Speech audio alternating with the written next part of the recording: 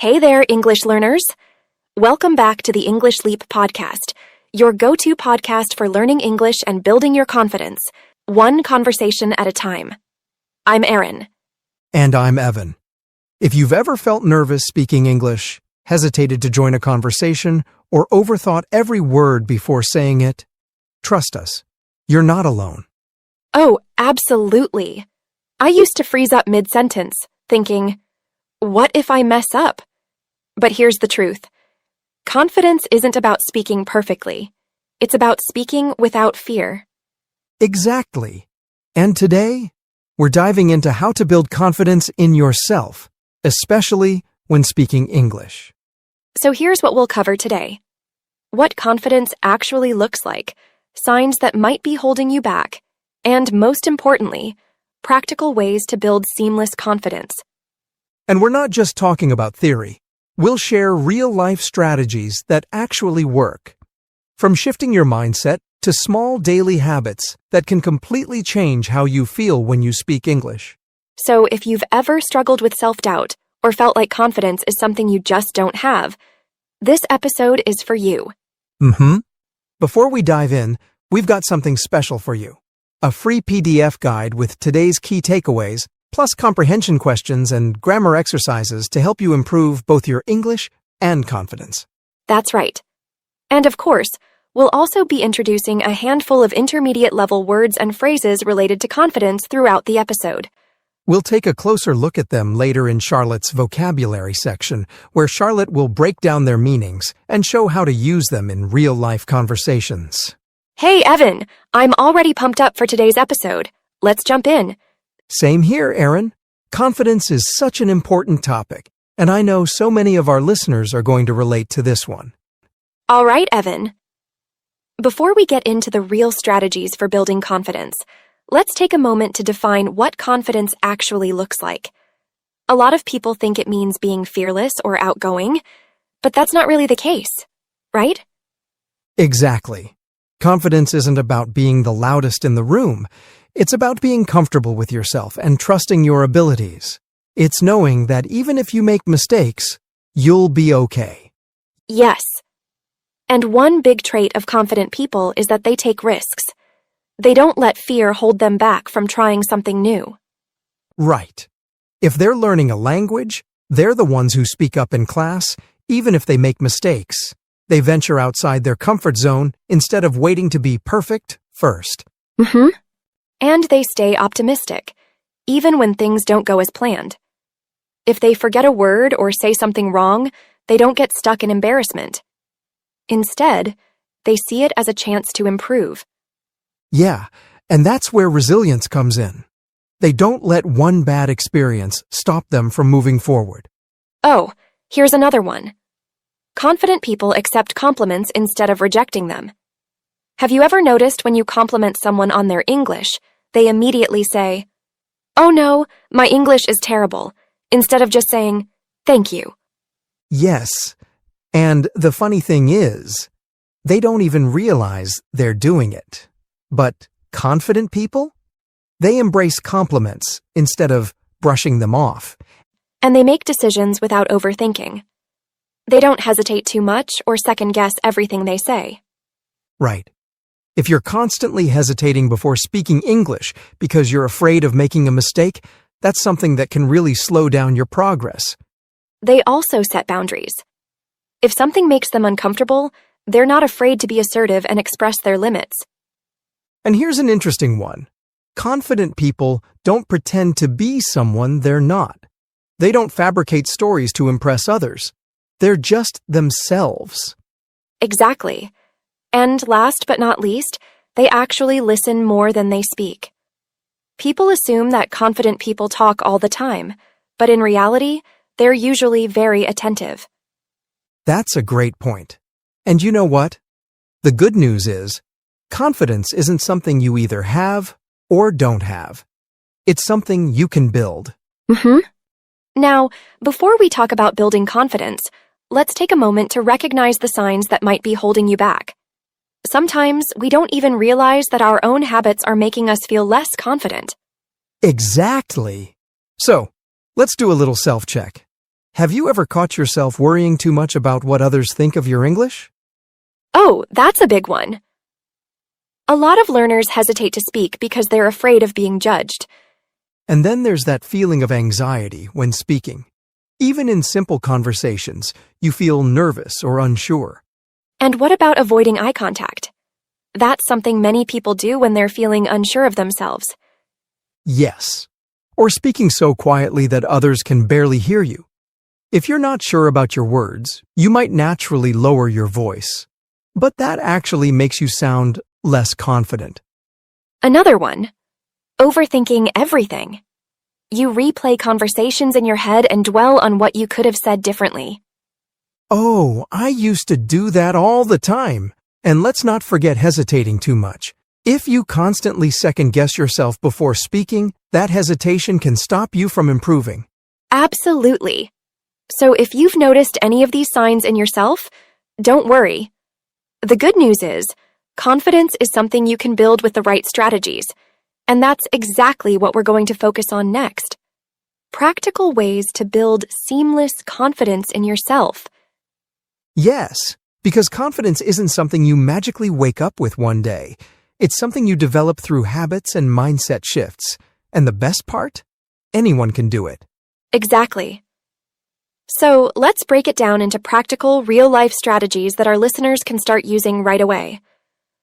One of the biggest mistakes people make is waiting until they feel confident before they take action. But here's the secret. You gain confidence by taking action first. Right. Instead of waiting until you feel ready to speak English fluently, start with something small. Maybe it's saying a simple hello to someone new, ordering coffee in English, or leaving a short voice message in English. When you start small, you build momentum. The more you do it, the more natural it feels. And suddenly, speaking English doesn't seem as intimidating anymore. And this applies to anything in life. If you want to be more confident in public speaking, don't wait until you're on a stage. Start by speaking in front of a mirror. If you want to feel confident using new words, practice them in casual conversations first. Exactly. And that brings us to a big confidence killer. The belief that we need to be perfect before we can be confident. Oh yes, that's a huge problem, especially for English learners. People think, I can't speak confidently because I still make grammar mistakes. But that's not true. Even native speakers make mistakes all the time.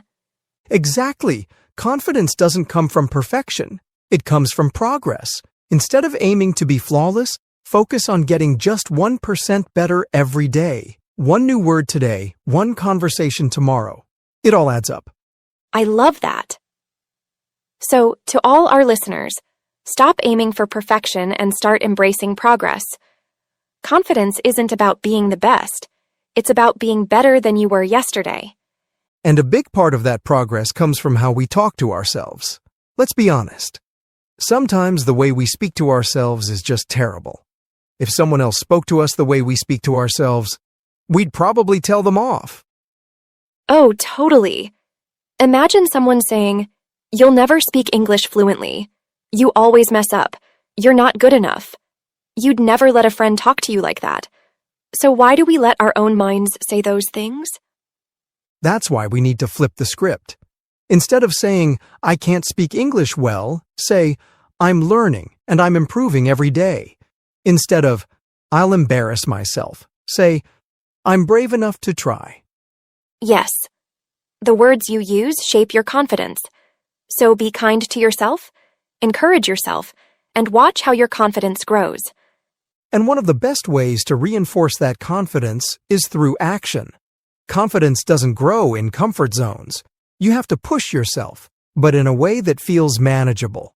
Right. This is where controlled exposure comes in.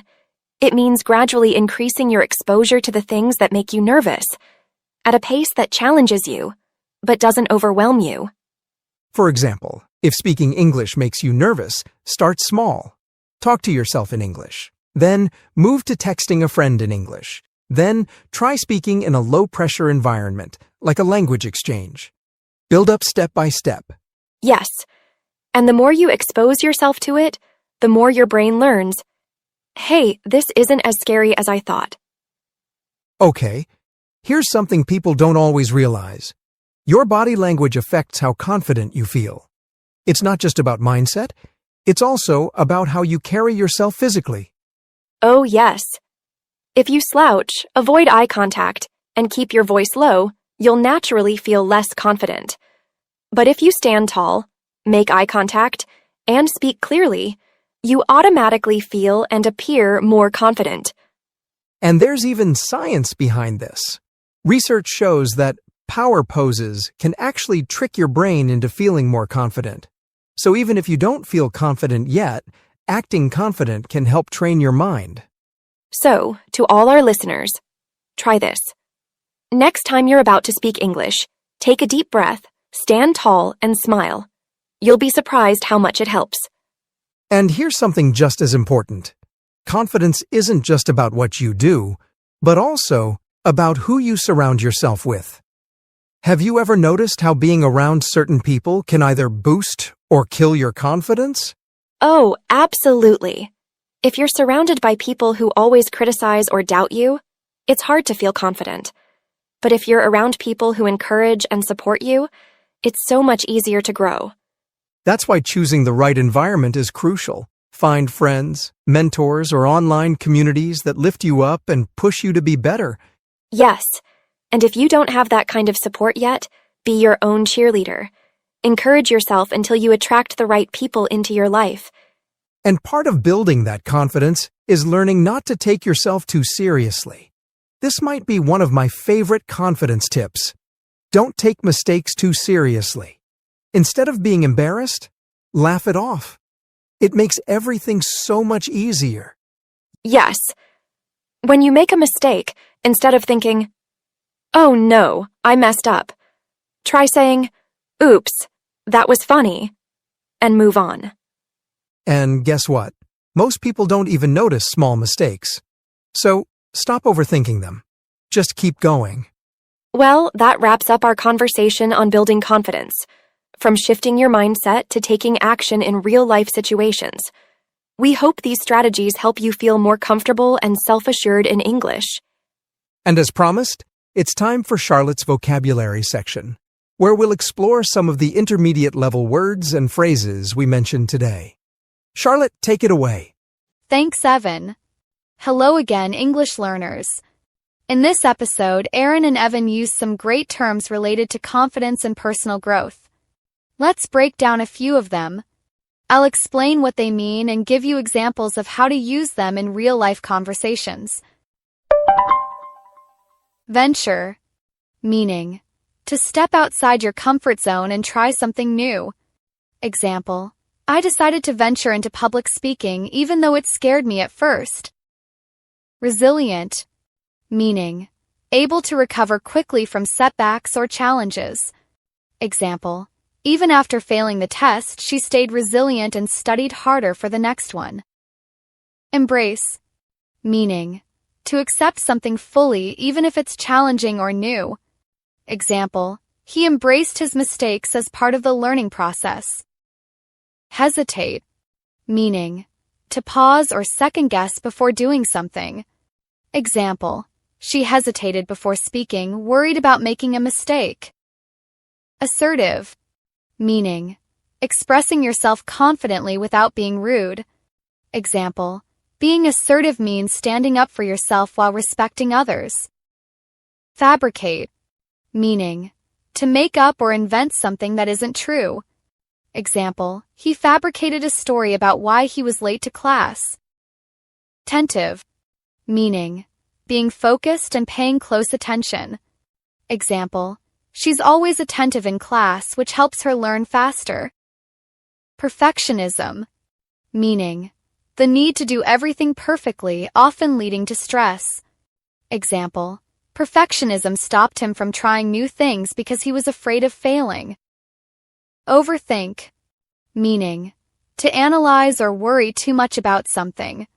Example, he tends to overthink his responses instead of just speaking naturally.